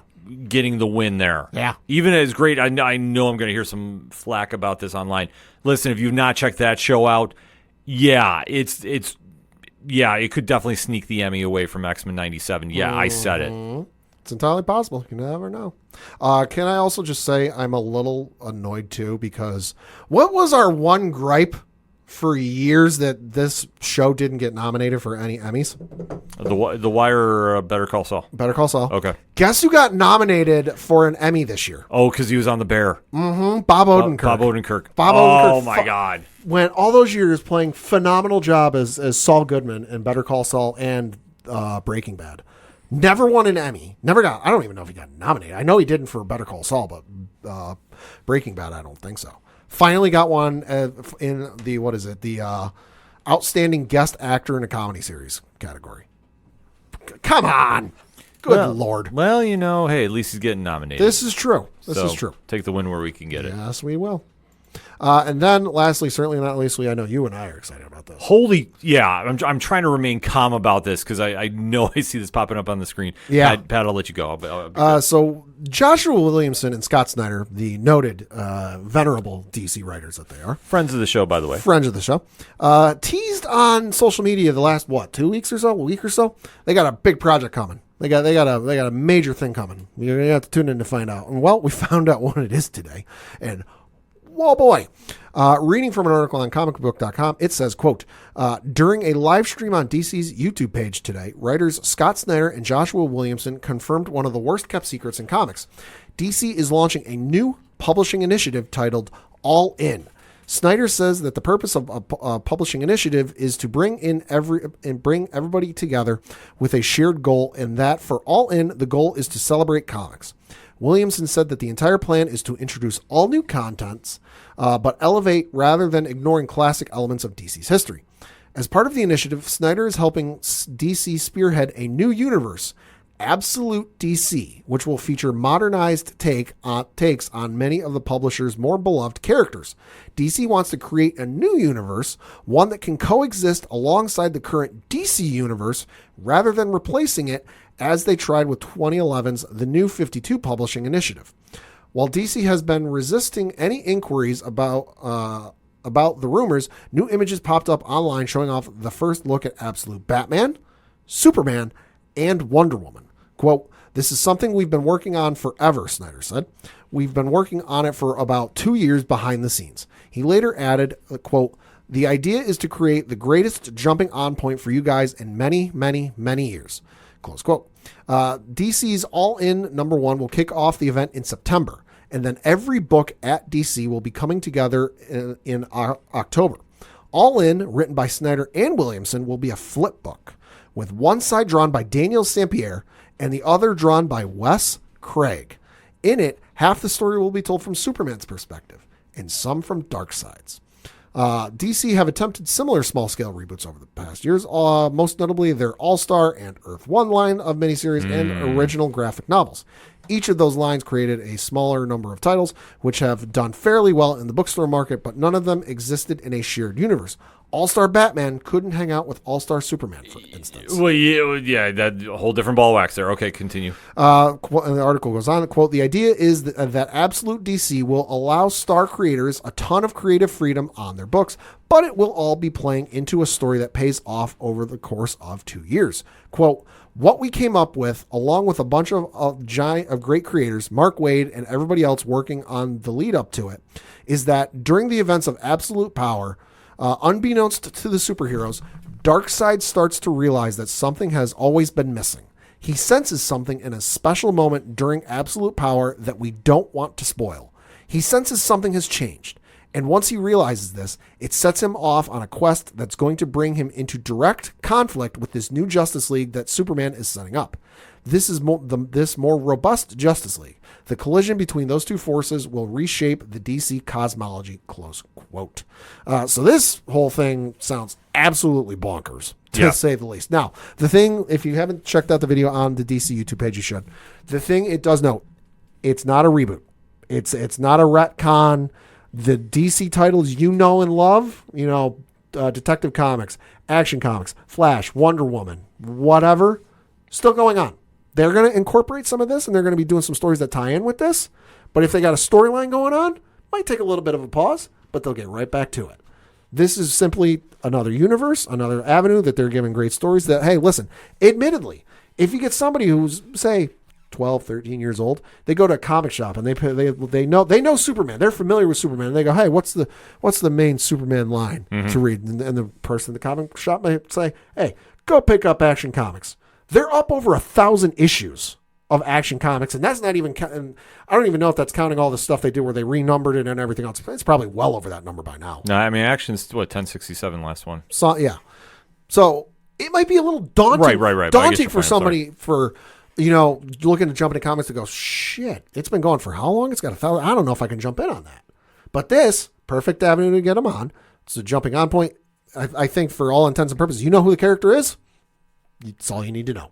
It's ambitious. The other thing we do know, they said in the video, Dan Moore is going to be joining Joshua Williamson and working on the mainline Superman comic. Take my money now. Oh my God. And Joshua Williamson did confirm what they've been alluding to the last, year or so? Doomsday's coming. Yeah. Again. But Doomsday's coming and Joshua Williamson is writing him. I mean, let's break this down. I mean, rather quickly. I might have to do like a blog about this just to really process. If you remember the excitement that went around with the New 52, sure, there was 2 series, in my opinion, that really stood out above the rest. That was Jeff Johns on Green Lantern, and in my opinion, there's no secret about this. What I feel is the best Batman run of all time, and that's Scott Snyder and Greg Capullo. Facts. So those 2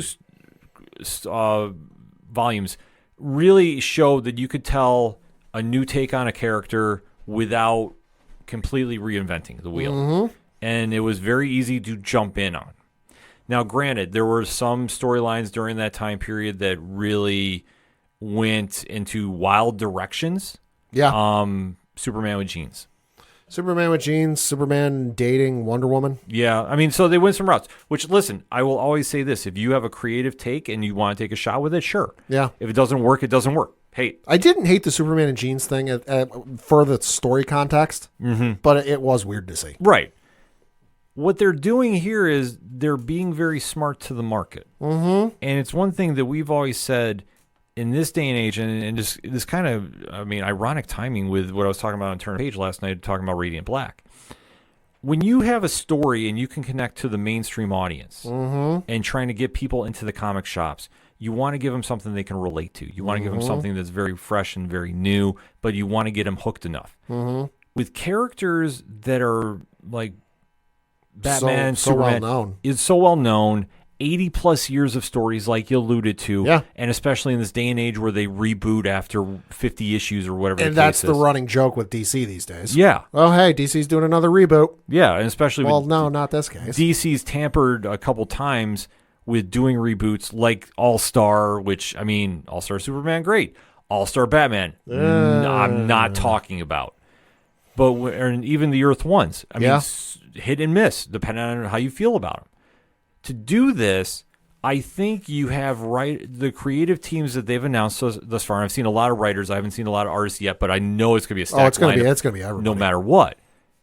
You have people involved that are at the top of the game. Yep. And they really know how to bring the best out of the characters. And if you're trying to get more readers to pick up books, especially with Pad, what is the biggest movie of next year thus far? The Superman movie. Yeah. If you can get the pop culture audience to buy in now and get a fresh start into what they're going to be seeing on the films, this is nothing but win for DC. Absolutely. And I think that knowing who's involved with it, they're not going to miss. Yeah. Then I think from what the plan is set up to take the split tie-in too, which, like you said, one story is going to be focused all Superman stories, and then it's going to be Darkseid. It's the same book, different sides. It's perfect. That's a great way to get people involved. It's caused a lot of excitement. And knowing who's involved thus far, and more names are getting revealed as I'm looking on Twitter, this is a great time to get on board. And ironically, when does it kick off? October. What else is happening in October? New York Comic-Con.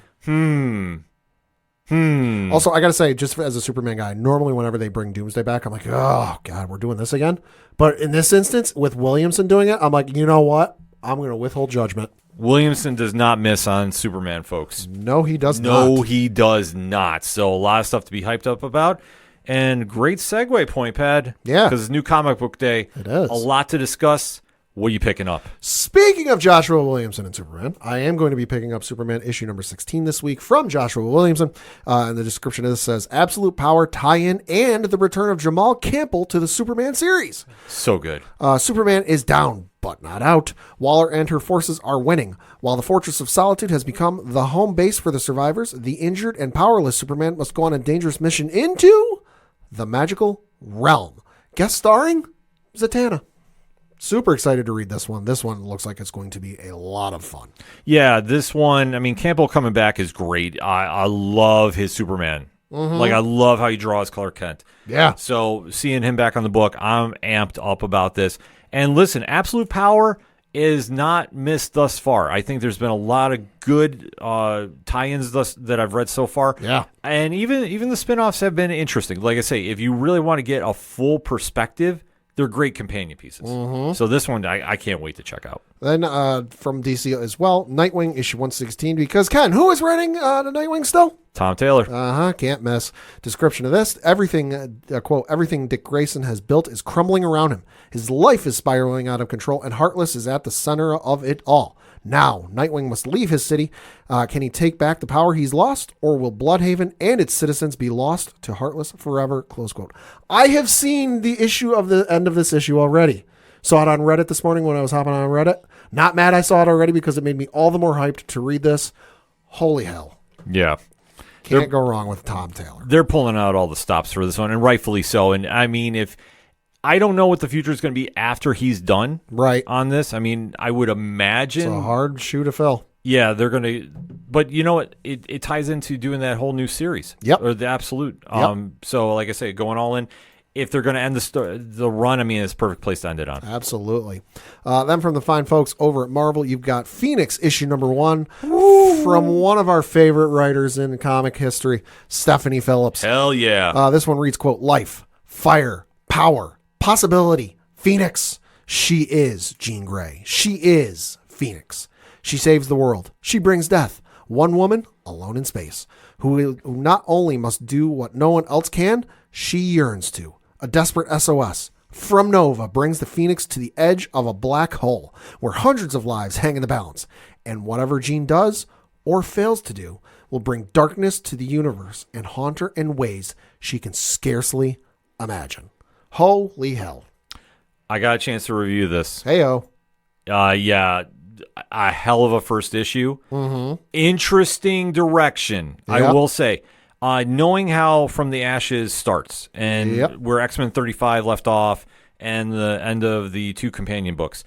Yeah, we went some places, and where this book is going, I think if you're into the Marvel cosmos, you're going to be extremely happy with one person you see there. And that's all I'm going to say for now. Then you've got Invincible Iron Man issue number 20 from Gary Dugan. This one reads, the war is over. The war with Orcus is over. What does the future hold for Tony and Emma Frost? This whole series with Gary Dugan and Invincible Iron Man has been incredible. Like I've said before, if you haven't read it, you should definitely pick it up.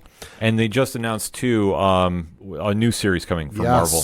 So, yeah, definitely pick up this run. I definitely am interested to see how this all wraps up.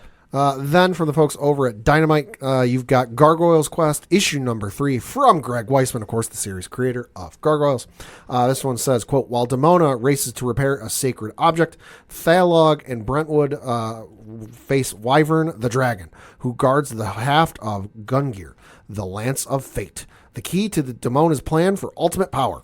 Writer and Gargoyles creator Greg Weisman and artist Pasquale Quilano start pulling out all the stops as their latest chapter in the Gargoyles saga builds to its crescendo, all accompanied by heroically iconic covers from Clayton Crane, Jai Lee, and Zheng Chung and Drew Moss.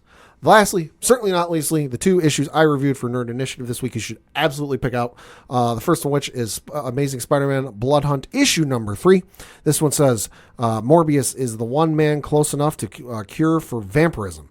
The vampires of the world cannot allow the cure to be reached. Spider-Man has Misty Knight, Colleen Wing, and Lizard on his side, but it won't be enough. It's a good issue. A lot of fun to read. Definitely something for everybody in that issue. And then from the incomparable Charles Soule, Star Wars issue number 48. This one reads, quote, last chance for Solo. Leia Organa has put the galaxy's freedom before all else, including her lost love Han Solo. With the growing threat of the second Death Star looming over the Rebel Alliance, should she try to save him while she still can? This issue is absolute money. I gave it a 10 out of 10. I'm going to even spoil my review here. I gave it a 10 out of 10. And it features a moment in this comic we have not seen in Star Wars from this perspective. I don't want to spoil it, but we've seen it from a different perspective. We have not seen it from this perspective. I reached out to a couple friends, a little more knowledgeable in Star Wars than I. I've read and watched a little bit more than me.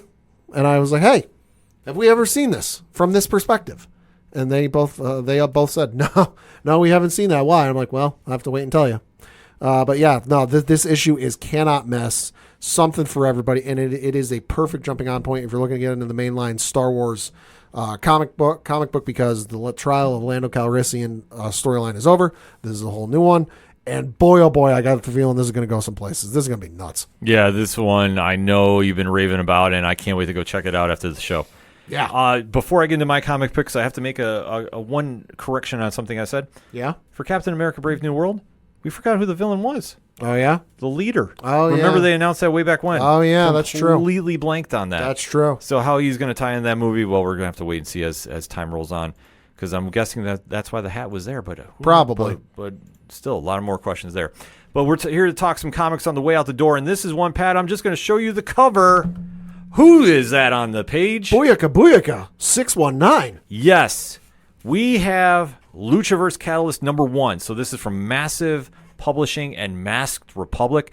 We got the chance to talk to some of the fine folks over at Masked Republic about this book, and this is going to be the kickoff of a brand new universe. Hey. So you're going to be seeing a lot more coming out involving some of the Lucha Libre wrestlers that you know, like Penta and Phoenix from AEW fame. Rey Mysterio is one. Yeah. And like I say, they all have a different vibe to it. So opening this is a very cool concept they're doing. It's kind of almost like the Avengers-esque meets wrestling, because everybody has a different story, a different character, a different theme around it. So this is going to be a perfect jumping on point. Like I say, this one is split between a little bit of mystery, supernatural, and a lot of action going on. So this is one I think it's going to be a big hit for fans. It's going to be great crossover appeal, and plus it's really building towards something special. And we haven't seen this in the combination history of pro wrestling and comics before. A shared universe doing super things. Only thing that I can even think of comes close is when Boom Studios was doing the like WWE ones, but that was just essentially retelling the stories from television. Correct. But then nothing like this. No, definitely not. Like, this is a very fresh take, a very new perspective, and it's one I think is going to win over a lot of fans. Probably. Also, let's keep it talk wrestling. Hardstyle Juice #4. Love this series from Comixology Originals. Clay McCormick, Ricardo Lopez Ortiz, and this is the story of the Castro family and the deep dark secrets involving Ray's murder, and things are going a lot of different places. Great issue. I can't wait. I'm fingers crossed it's going to get announced into print, and I'm sad we're at the penultimate issue. Yeah. I really am, because the story is really heating up, and I hope, and I mean, rumor has it, maybe we'll get some more out of this. I don't know. I know both gentlemen are supposed to come back onto ODPH and Nerd Initiative at some point later on this year, so hopefully we get some noise about that. From our good friends over at Dark Horse Comics, Pad, if I say Gerard Way, what are you thinking? My Chemical Romance, and also, what is it? Umbrella Academy. Correct. He's back with a new book. Hey, all right. So he, along with Sean Simon, Chris Weston, Dave Stewart, and Nate Picos, are bringing Paranoid Gardens. Oh. So this is a very, very unique read. Okay. And it centers around a nurse named Lo, and she's working at a very eclectic care facility. Okay. And I don't want to ruin anything about this, but for me, picking this up, I had 90s DC Vertigo vibes. It's very multi-layered in what is going on behind the scenes. It's honest to God, it has its own vibe and feel to it, and I think it really stands out on the shelves. I really love this first issue. It was almost near perfect for me. So I am super excited to see where this story is going. And like I say, I think it's going to be a big monster hit once people start catching wind about it too. Because like I say, there's just so much happening there. And then a double shot from our good friends over at Skybound Entertainment and Image Comics. G.I. Joe, A Real American Hero #308. So Larry Hama is continuing right where he picked up. Started over again with 301. This has been the build-up for the Cobra Civil War. Serpentor versus Cobra Commander versus G.I. Joe. All hell is breaking loose, and it is absolutely amazing. If you're into old-school G.I. Joe vibes, this is right up your alley. And if you're into the Energon universe, because let's face it, why wouldn't you be? we have Destro number 2. So this is the introduction of the charismatic and yet very cunning Cobra ally. Okay. And this is, like I say, they're kind of setting up a little inner Cobra turmoil before we get Cobra, so to speak, because this is him facing off with a certain pair of twins. And what is happening here. And it's, like I say, it's a very unique story, but it's one that stood out to me on the shelves. A lot of great books this week at the comic shop. So we always say nerdinitiative.com is your home for even more reviews from the hardest working team in comics reviewing, bar none. And we always end it like we always want to say. You want to make sure you want to get to the comic shop on every single Wednesday you can, because there's nothing like going to New Comic Book Day than hitting up the LCS. That being said, for anything and everything that is the ODPH, you can find it at odphpodcast.com. That's it for the entertainment edition this week. So for the one and only Padawan J. Thank you. I'm your host, Ken. Thank you as always for listening to the ODPH podcast. We'll see you next time.